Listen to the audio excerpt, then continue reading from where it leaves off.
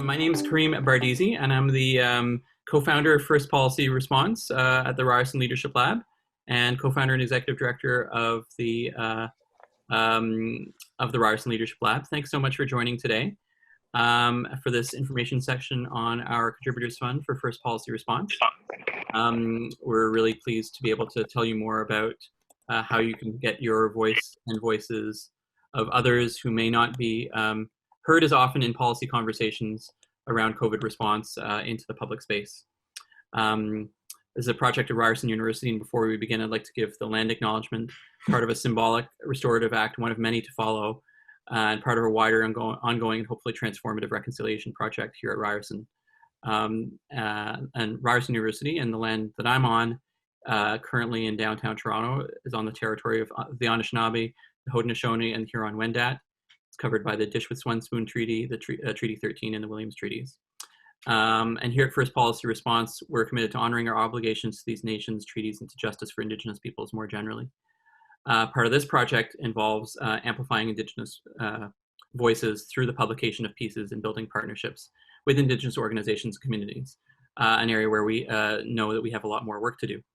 And that's why we announced this Contributors Fund with generous support from the McConnell Foundation to support pieces and other forms of engagement, other forms of material related to the pandemic and responses to the pandemic from underrepresented groups with a focus on Black and Indigenous voices.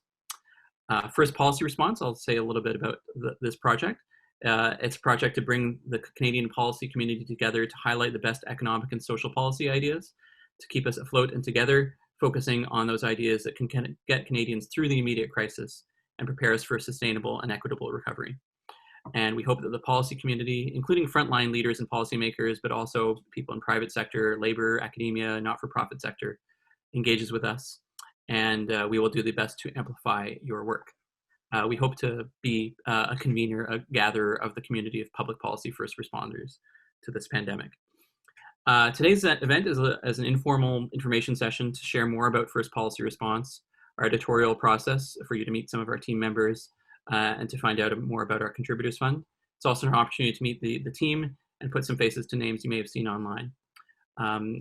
We've got two managing editors, Stephanie McClellan and Sahar Shafiq, and Famida Kamali is our operations lead and is one of the members of the leadership team of First Policy Response. And Najud Al-Malis is a editorial assistant with First Policy Response.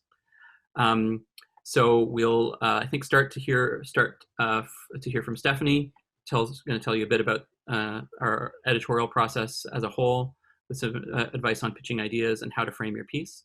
And then we'll hear more details about the Contributors Fund from Sahar, and she will then moderate a Q&A. You can put your questions in the chat. You can also identify yourself in the chat. We know that this time is difficult for many people, and that you're able to contribute and join today. We know that many others behind you may not be able to, so we want to make sure that you can. We thank you for making whatever sacrifices you're making today to be joining us, and hope that you see an opportunity to contribute or to see other contributing opportunities for others who may not be able to join today that you can tell about this project. So yeah, feel free to identify yourself in the chat and or put any questions in the chat box.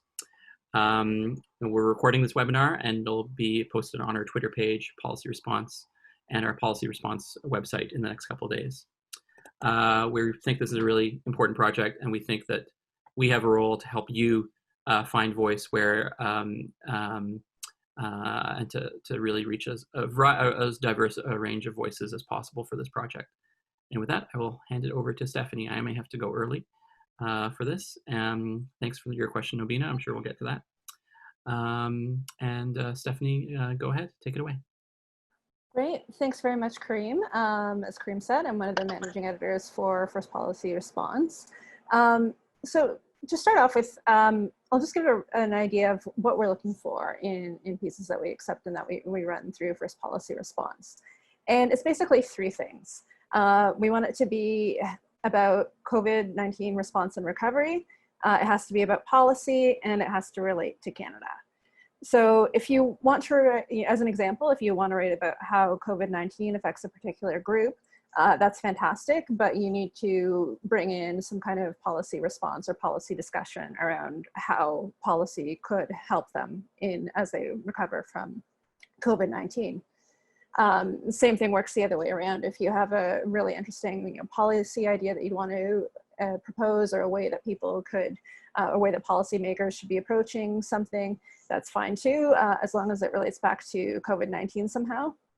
And if you want to write about how a different country is dealing with an issue related to this, that's fine too, but you need to say how this would apply to a Canadian context. So again, so as long as it's about COVID-19 response and recovery, as long as it's about policy, as long as it has something to do with Canada, other than that, the field is wide open, because this is an issue that is so broad and affects so many different aspects of our society. So we've run stories that have to do with journalism funding. We've had kind of big picture macroeconomic policy. We've written about specific impacts to specific marginalized groups. Digital contact tracing. It's really a wide open field as long as it hits those 3 marks. So once you have an idea of something that you'd like to write about for us, you can send us an email, and I'm going to ask somebody if they can include our email address in the chat so you guys have access to it. So send us an email and tell us about what you'd like to do. So what's the issue that you want to write about, and why do you think it's important? And how are you planning on approaching the piece that you're going to be putting forward? So once you've done that, we might say yes right away, or we might have some more questions, and we can have open up a dialogue. We can chat on the phone if that's easier, about what would be what we would need to see from you, or what we're hoping to see before we would agree to something. So once we do agree that we'd be interested in seeing a piece from you, you can do one of 2 things at that point. If you're feeling pretty ready to go right away, you can just go off and write it and then send it to us when it's done, and we'll get back to you. Or if you think you need a little bit more feedback earlier in the process, you can give us an outline. So you can write about how you're going to structure your argument, resources you're going to use, people you're hoping to talk to, what are some of the key points that you're hoping to make. And then we can give you feedback at that point, and then you can go ahead and write it once you've got a better idea based on our feedback. So either way you proceed from there. Once you're done, when you submit your final piece, we'll usually take about 2 or 3 days to review it. Sometimes it might be a little bit longer if we're busy. Our directors are, like everybody else, kind of bogged down with everything that's going on in the world right now, but we generally do try to get back to you within 2 or 3 days, and if we're not able to, we'll try to be upfront about that whenever we can. But once we have your piece, sometimes we'll say yes right away, or sometimes we'll have a couple of questions. We'll do some editing for the language, just to make sure that it's grammatically correct and adheres to our writing style. And in some cases, if we do feel that there's a gap, we'll ask you for some revisions before we'd agree to publish it. So when we say a gap, that may be an argument you haven't considered, or a discussion that's already out there in the space, or a recent development that hasn't been included, or important background information that's missing. So if it's a more major thing like that, we'll give you some time to go back, do more research if you need to, add those perspectives, and then you can submit it back to us. So once you've done that, and once it's at a point that we're satisfied that you've addressed all those issues, then at that point we'll agree to publish. So ideally, we'd like this whole process to take, from pitching to publication, usually takes about 2 to 3 weeks, which might seem fast, but we're not an academic journal, so we're not doing extensive peer reviews and stuff like that. And this really it's a developing space. So we don't want to publish something and then the next day it's irrelevant because events in the news have overtaken the story. So we do like to have a pretty quick turnaround on that. We understand that you might need a little bit more time, so we can be flexible. But in general, it's a pretty quick moving process. So what are we looking for in a piece that we would run? In general, we'd like you to include as much detail as possible. So instead of just saying, outlining the issue and saying we need to do more about this. Well, what should we do, and who should be doing it, and what are ways that they can go about it? We also want you to engage with existing issues and debates in this space. This isn't happening in a vacuum. So we're recognizing that people are already doing things and they're already debating these issues.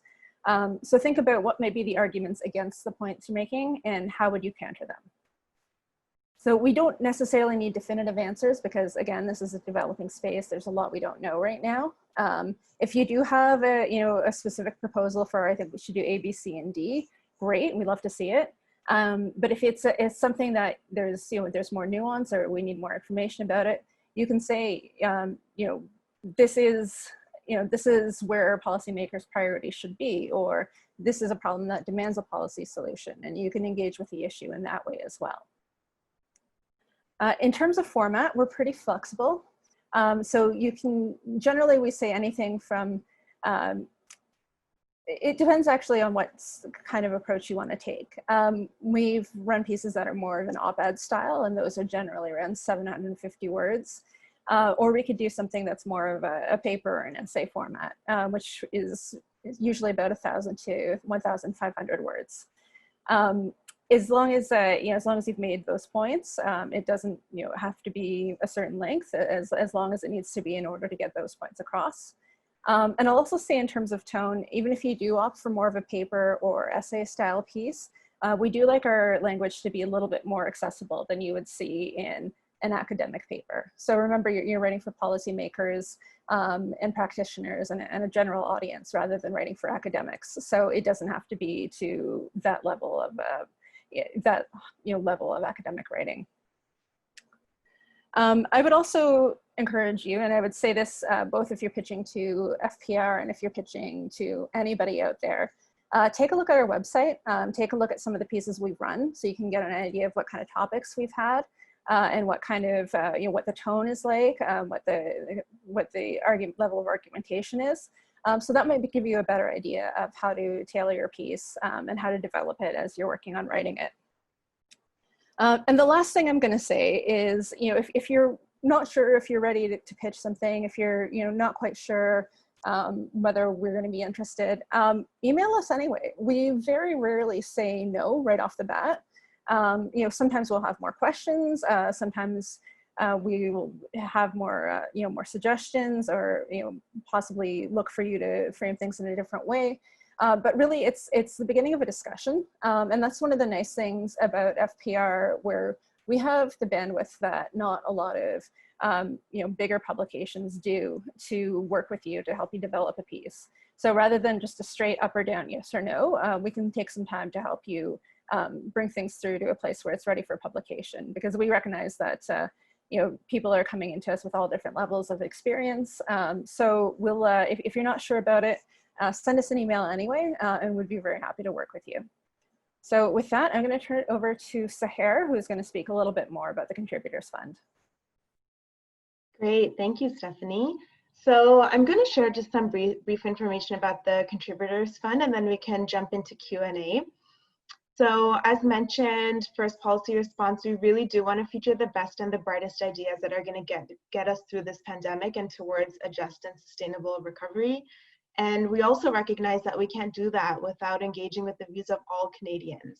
And when it comes to the policy space, we know that there's specific voices that are underrepresented in the policy space because they face barriers to participating. So we really want to amplify these diverse ideas and remove some of those barriers. And so as such, about a month ago, I want to say, we created the Contributors Fund with the support of the McConnell Foundation to better enable the pitch and submission process for people that are from underrepresented groups. And so successfully published submissions to First Policy Response from these groups who are applying through the fund will receive an honorarium of $250 to enable their participation. About the demographic, I know that there was a question right off the bat about this in the chat. The fund prioritizes Black and Indigenous writers and contributors, but we also support writers and contributors from other underrepresented groups. That includes people of color, people of disabilities, youth, and unemployed people or low wage earners. When we are dispersing the fund, we also consider people from groups that are traditionally underrepresented in the public policy and journalism space, some of which are the groups that I just mentioned, as well as gig workers, freelancers, and people who don't have salary jobs or employers that can support outside writing and all of the time that goes into developing a thoughtful piece and doing all of the research in the way that Stephanie mentioned. And also people who express policy ideas through artistic or other non-text-based means. So we are open to different formats. You'll see right now it has been a lot of articles, but we are definitely open to receiving pieces in other formats as well. So yeah, to reiterate, inclusive policymaking is really important to us as we do this work, and especially with the disproportionate impact of COVID on marginalized populations, we strongly believe that it's more critical than ever before to engage these voices, and that's why we want to remove these barriers and start to bring some of these new voices into the fold. So as Stephanie mentioned, pitches and submissions have to have a public policy focus, be relevant to the COVID-19 crisis and recovery, and advance a specific argument. And we can talk more if people have questions about that. One other note, just because it comes up sometimes, we also recognize that not everyone has experience writing policy pieces, but they might have very relevant lived experience and really brilliant policy ideas. And we don't want this writing process to be a barrier for those people either. So for those instances, for pitches that are accepted, our team will work with you to shape your idea into a policy piece that aligns with the type of things that have been published on our website, and align with what a traditional policy piece should be. And yeah, I think with that, I've done a lot of talking, and we'd love to hear from you. I know a lot of people are muted and their cameras are off, so feel free to unmute yourself and ask any questions right now. This is not a lot of people in the room, so we can have a very casual conversation. And if you don't feel comfortable sharing your question through the mic, feel free to write it in the Zoom chat, and we'll be sure to make sure that your question is asked and answered by our team. So yeah, if there's any questions, now's the time. There is one question in the chat, so I'll get us started here. And that question is from Rosie, who's asking, how much detail do you need in the initial pitch that we email to you? Is bullet point format okay? Yes, bullet point format is okay. As much detail as you feel ready to give us right then. Nabina, I think, wants to speak. Hi there, thanks. This is a great initiative and I applaud you for doing this. It's actually really important. I've been thinking to myself, this is a crisis time, but an exciting time in policy. But we keep hearing the same voices. And it is really important for policy organizations to diversify the voices. So this is one way of doing it, and it's really good. So I'm looking at your emphasis, and I'm not making a pitch right now, but I'm just trying to see. There are those of us, I know the emphasis is on youth. I guess I meet the people of color thing. But there are those of us who are policy experts but are now retired. We have no income, and it's not so much the income, but it's the ability to contribute when you have no perch.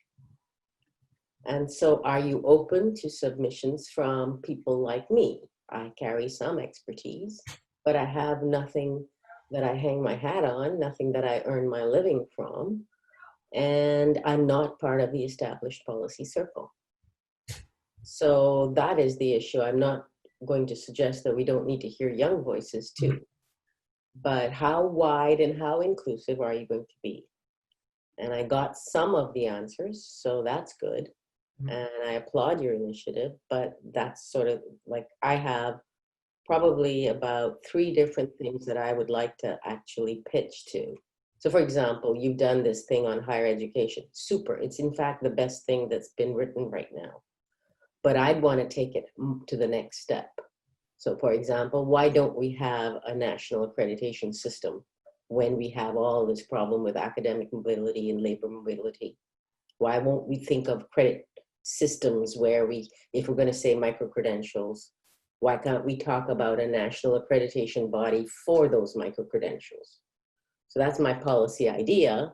I want to write something about it. I've written something about it. Are you open to something? Because I can probably try to pitch it elsewhere. So I was waiting to see if that kind of submission from someone like me, who is old, is part of what you think is underrepresented.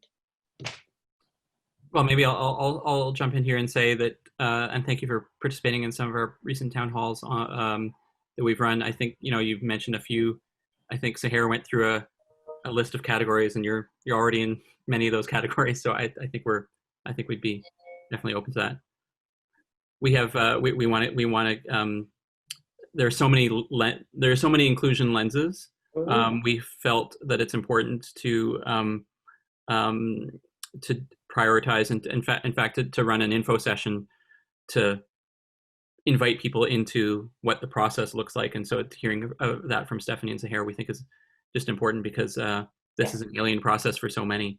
So that might not be, you might not be barriered in the same way that way, but you've got other things, you've got other aspects. And Sahara went through a list, so I think I'd be happy, you know, and inclusion takes many forms. Great. So Yeah. Thank you. Short answer of that, yes. Please send us your submissions. We'd love to see them. Okay. Thank you. And just to add to that, anyone else who's unsure, just send us an email because, like Kareem said, we can't possibly capture all of the different aspects of diversity through a list. So we're very open-minded and would love to hear from you, whatever your situation is. And maybe I'll just say something, if you don't mind. You know, we're interested in a variety. Like this isn't a criterion through which we determine whether you qualify for the fund. But I think it's something to know about our editorial approach. We have some values and principles. We believe that the recovery has to be more sustainable and more just. But we know there's many different paths to that, and many different arguments from across the political, the sort of conventional ideological spectrum. And so that we don't take that as a lens through which we decide whether someone qualifies for the fund, but we are looking for well-argued or well-presented pieces or works, to Sahara's point about other ways of communicating public policy through a wide variety of perspectives.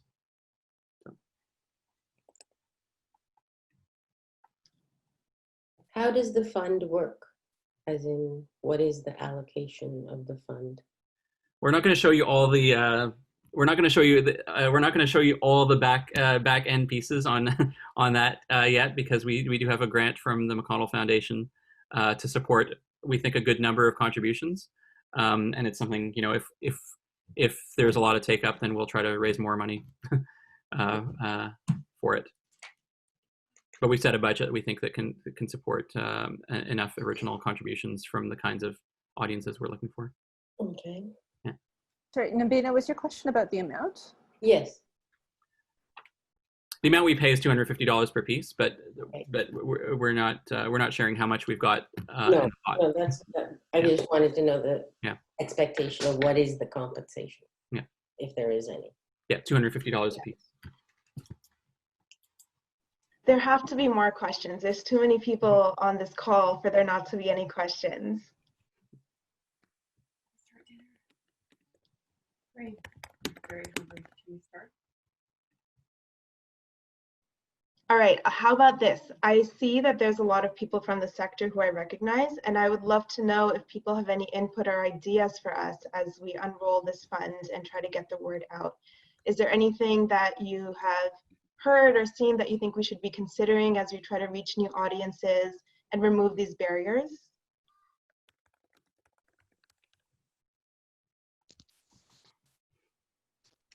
Hi, Sahara. Oh, sorry, go ahead. Hi, Zara. Hi, this is Zara. I have a question or something I've noticed, which is inclusion in academia. And so a lot of funding has been put forward for researching this 54 million, maybe more in the last couple of months, mainly for clinical research, but other areas in academia as well.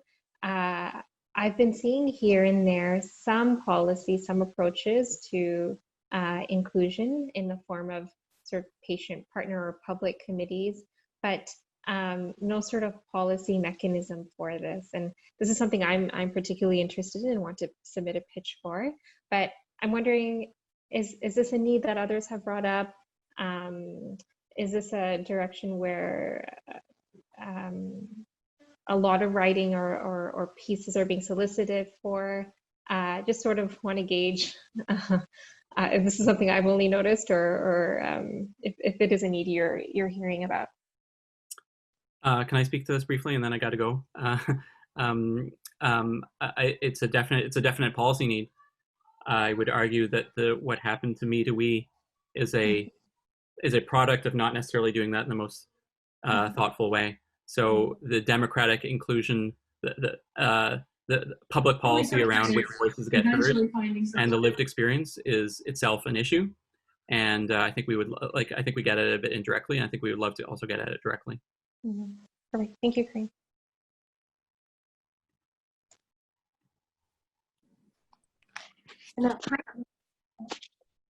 Go ahead, Anjum.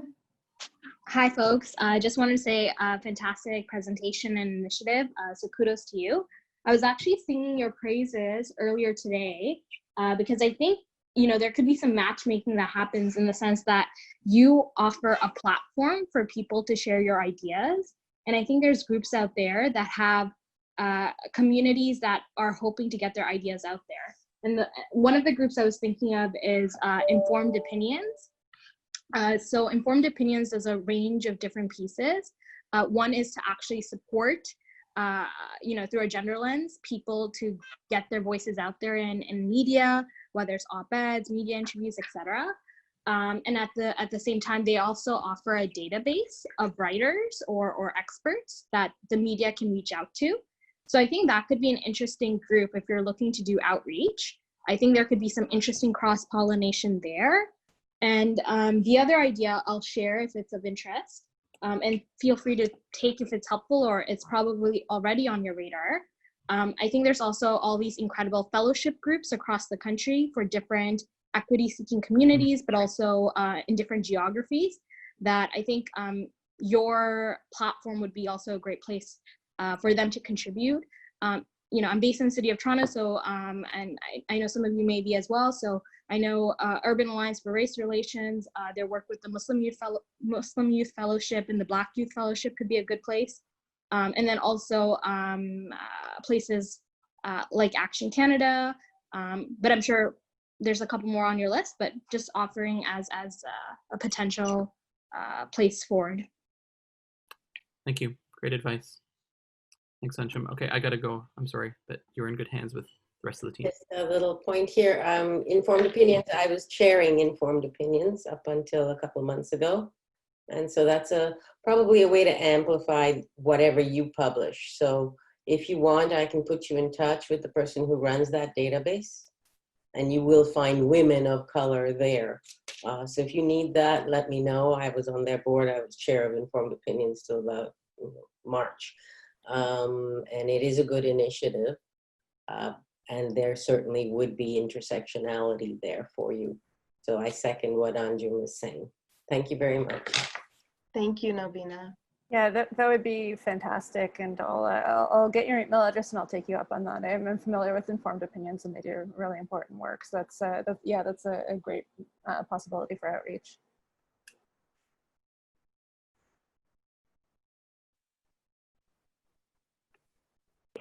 I have a question. My name's Kayla Weber. I just want to know when the deadline is. You guys probably had said it, but I'm working on my laptop and listening in at the same time. So do you mind clarifying that for me, please? For sure. We actually didn't say it. Okay. Yeah, so you didn't miss anything. Right now, we don't have a deadline. We're accepting submissions on a rolling basis. With that being said, the funds we have are limited, so it's just a matter of what the uptake is going to be. But I will share that right now we are really trying to get the word out. So, I mean, like definitely within the next 3 to 4 weeks, I don't think that we're going to run out, but it's always a good idea to, if you have an idea, to just share it with us and get the ball rolling. For sure. And in terms of the publishing piece, when will that be? Is that something like in the fall time when this will be published, or? We also publish on a rolling basis. So basically, as things come in, we average about, I say, 2 to 4 pieces a week, give or take. So it's a nice thing about being a digital publication is that we aren't really bound to deadlines. Awesome. That's amazing. Okay, thank you.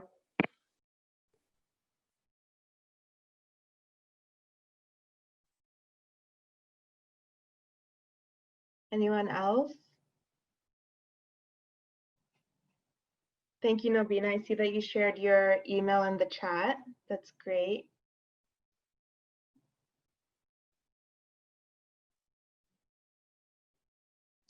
Any other final thoughts? It seems like there aren't a lot of questions, but if there's any other final thoughts or ideas, input, anything that you want to share with us, I'll wait for maybe 30 more seconds and then we can just let everyone get back to their evenings. Hi, everyone. I just want to say this is Ara again. I think it's great that the extra support is being provided to those who don't consider themselves traditionally as writers. I think it's a very much a needed way to encourage those who wouldn't typically raise their voices or share their perspectives. So kudos for that. I think it's great. Thank you so much.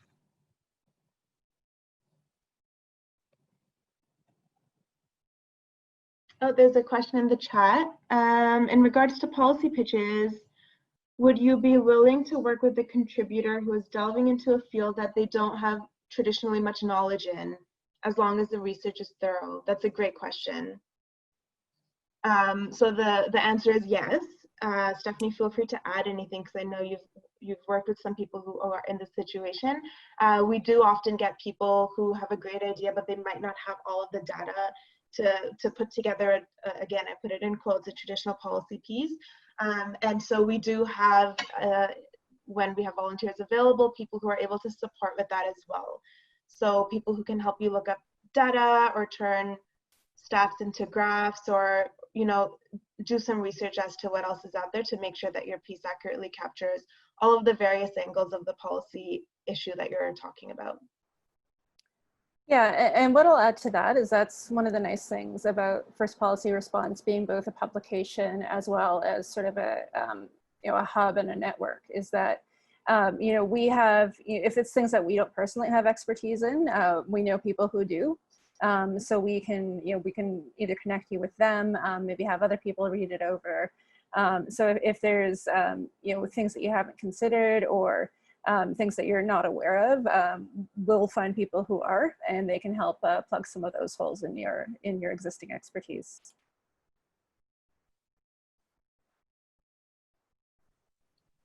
And I would just again emphasize that lived experience is also knowledge. And so I think a lot of times people don't see it that way. And so like one of the messages I want to make sure we get through is that your lived experience is also experience, and maybe we can add some data into it. But if you have an idea and thoughts on how we should be, creating or changing policies as we move through this crisis, reach out to us and we'll find a way to work with you and make sure that you're supported in producing a written piece or not written piece.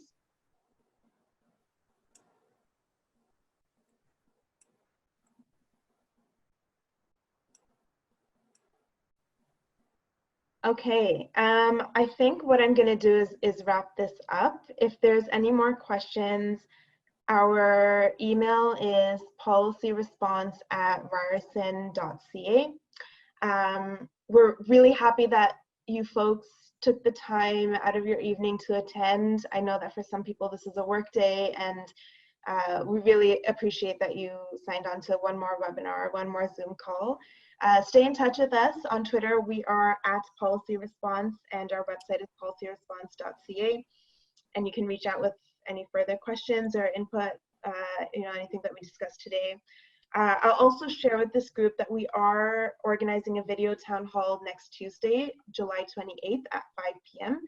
and the topic is going to be the future of post-secondary institutions in a COVID-19 world.